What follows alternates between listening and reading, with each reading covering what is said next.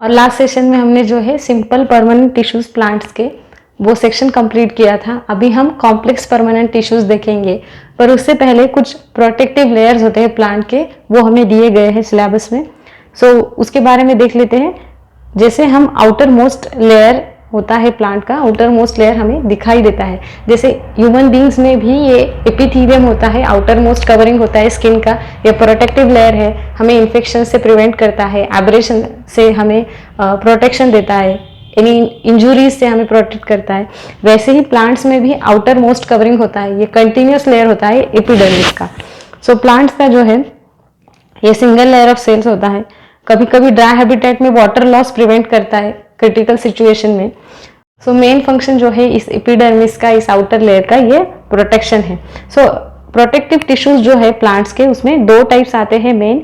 एक तो epidermis layer आता है जो अभी हमने देखा, और दूसरा होता है कॉर्क।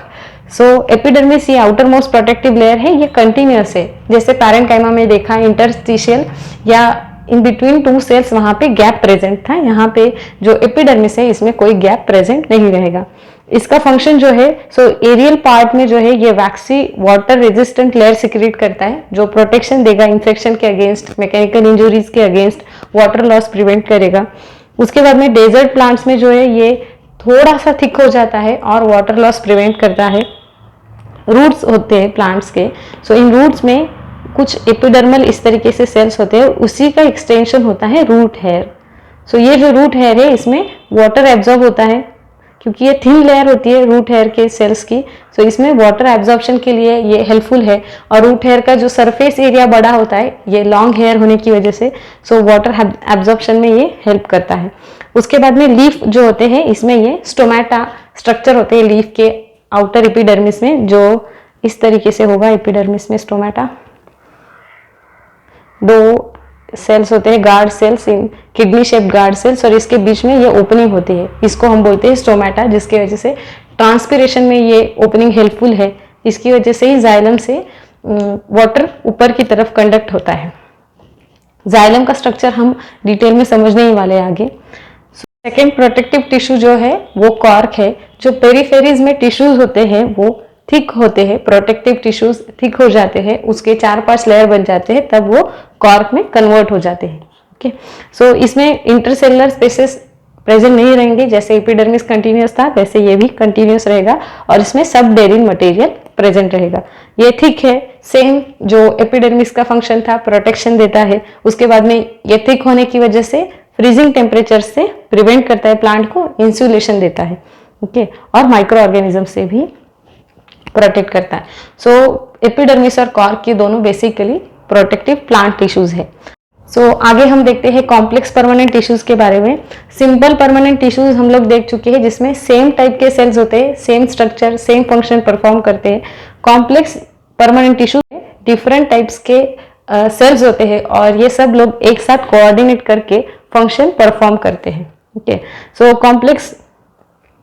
कॉम्प्लेक्स टिश्यूज में एक से ज्यादा टाइप के सेल्स हो सकते हैं। इसके दो इंपॉर्टेंट एग्जांपल्स है जाइलम और फ्लोएम। ये मेनली कंडक्टिव टिश्यूज है। ओके, ये मेनली कंडक्टिव टिश्यूज है जो प्लांट में कंडक्शन में हेल्पफुल होते हैं। जाइलम और फ्लोएम का स्ट्रक्चर डिटेल में समझते हैं। इसमें से जो जाइलम है ये वाटर कंडक्शन के लिए हेल्पफुल है। वाटर का कंडक्शन मेनली यूनिडायरेक्शनल होता है। प्लांट्स में वाटर का कंडक्शन एक ही डायरेक्शन में चलता है, रूट से लेके ऊपर की तरफ ये जाता है पानी, राइट। रूट से ऊपर की तरफ पानी जाएगा, यूनिडायरेक्शनल फ्लो। ट्रांसपिरेशन की वजह से लीव्स के थ्रू वाटर वेपर के फॉर्म में ऊपर निकलती है, और ये नीचे से वाटर फ्लो होता है थ्रू जाइलम। जाइलम ये इसमें मोस्टली डेड कंपोनेंट्स है जाइलम की टिश्यू में। और फ्लोएम जो है ये यहाँ पे एनर्जी स्पेंड होती है, यहाँ पे एक्टिव रोल होता है सेल्स का। ये जो है फ्लोएम के सेल्स ये फूड ट्रांसपोर्ट करते हैं। अभी फूड का फ्लो यूनिडायरेक्शनल नहीं होगा, क्योंकि फूड कभी कभी फ्रूट्स में भी स्टोर होता है, फूड रूट में भी स्टोर होता है, हमने देखा हुआ है। जैसे रेडिश है, पोटैटो है, कैरेट है, इनमें फूड रूट्स में भी स्टोर होता है। तो फूड का फ्लो अभी दोनों डायरेक्शन में रहेगा, ऊपर लीव्स की तरफ, उसके बाद में स्टेम की तरफ, रूट्स की तरफ, ऐसे मल्टी डायरेक्शनल फ्लो होता है फूड के कंपोनेंट का। इसलिए फ्लोएम में जो है लिविंग कंपोनेंट ज्यादा है, यहाँ पे एनर्जी ज्यादा स्पेंड होती है। और जाइलम जो है नीचे से सिर्फ पानी एब्जॉर्ब करते हैं रूट्स, और ऊपर की तरफ लेके जाते हैं सो जाइलम का जो है फ्लो मोस्टली ट्रांसपिरेशन पे वर्क करता है, सो इसलिए इसको एनर्जी ज़्यादा नहीं लगती है और इसमें डेड कंपोनेंट्स ज़्यादा होते हैं। सो जाइलम और फ्लोएम के कंपोनेंट समझ के लेते हैं हम लोग। सो जाइलम में 4 कंपोनेंट्स है, xylem tracheids, xylem vessels, xylem fibres और जाइलम पैरेन्काइमा। जाइलम ट्रैकिड्स जो है ये इलोंगेटेड हॉलो सेल्स है, उनको टेपरिंग एंड्स है, ओके। उसके वॉल थिक है क्योंकि इसमें लिग्निन का डिपोजिशन है, और कुछ कुछ जगह पे सेल वॉल में कुछ कुछ जगह पे ये लिग्निन एब्सेंट होता है, जहां पे पिट क्रिएट होती है जिसके थ्रू वाटर फ्लो हो सकता है। और वेसल का जो है जाइलम वेसल्स, ये भी एक ट्यूब लाइक स्ट्रक्चर है, ये भी वाटर फ्लो करने में हेल्पफुल है।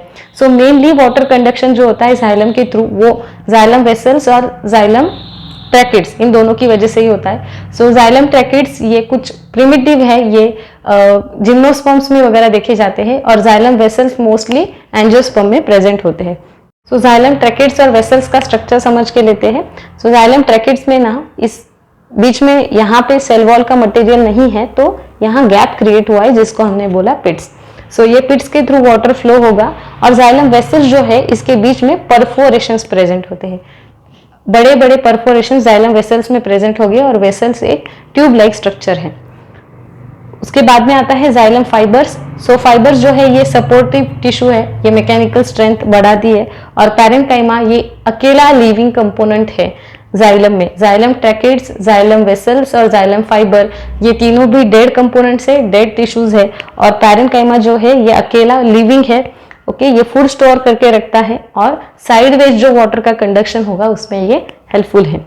ये कुछ थे जाइलम के कंपोनेंट्स। अभी देखते हैं फ्लोएम के बारे में। सो कॉम्प्लेक्स परमानेंट टिश्यूज में सेकेंड टाइप आता है फ्लोएम। सो फ्लोएम जो है ये लिविंग कंडक्टिंग टिश्यू है, ये फूड के ट्रांसलोकेशन के लिए हेल्पफुल है। हमने देखा हुआ है फ्लोएम का वर्क जो है मल्टी डायरेक्शनल है, हर डायरेक्शन में प्लांट की तरफ, प्लांट के पार्ट्स की तरफ फूड प्रोवाइड किया जाता है, तो इसीलिए इसमें लिविंग कंपोनेंट ज्यादा है, इसमें एनर्जी ज्यादा यूटिलाइज होती है। सो फ्लोएम के 4 कंपोनेंट्स है, sieve tube, companion cells, phloem fibres और फ्लोएम पैरेन्काइमा।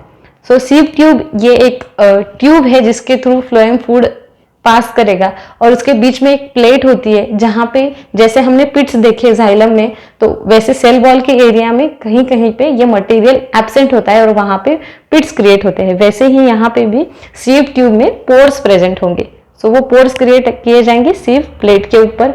और कंपेनियन सेल्स जो है ये सपोर्टिव सेल्स है, ओके। सो यहाँ पे आपको जैसे दिखाई दे रहा है, ये जो है ये सीव प्लेट है जिसके अंदर कुछ पोर्स प्रेजेंट है। सो एक प्लेट की तरह होगा जिसके अंदर कुछ सीव पोर्स होंगे, और ये जो है बाजू में से जा रही ये कंपेनियन सेल्स है। सो ये कंपेनियन सेल्स क्या प्रोवाइड करते हैं, ये companion cells as a companion act करते हैं। ये दोनों मतलब सीव सेल्स और फिर कंपेनियन सेल्स, ये दोनों एक फंक्शनल यूनिट की तरह परफॉर्म करते हैं। और इसके बाद में फ्लोएम में होता है फ्लोएम पैरेन्काइमा, जैसे जाइलम में था जो फूड स्टोरेज करेगा, और फ्लोएम फाइबर्स ये भी मैकेनिकल स्ट्रेंथ देते हैं। सो फ्लोएम के फाइबर्स हम एग्जांपल से समझ सकते हैं, जैसे फ्लैक्स, हेम्प और जूट, इनमें जो फाइबर्स होते हैं वो फ्लोएम के फाइबर्स है। सो फ्लोएम के ये कुछ कंपोनेंट्स थे। तो आज हमने जो है प्लांट के प्रोटेक्टिव टिश्यूज और कंडक्टिंग टिश्यूज इन दोनों के बारे में देखा। अगर आपको वीडियो पसंद आई होगी तो प्लीज़ लाइक कीजिए, आपके फ्रेंड्स के साथ शेयर कीजिए। Thank you.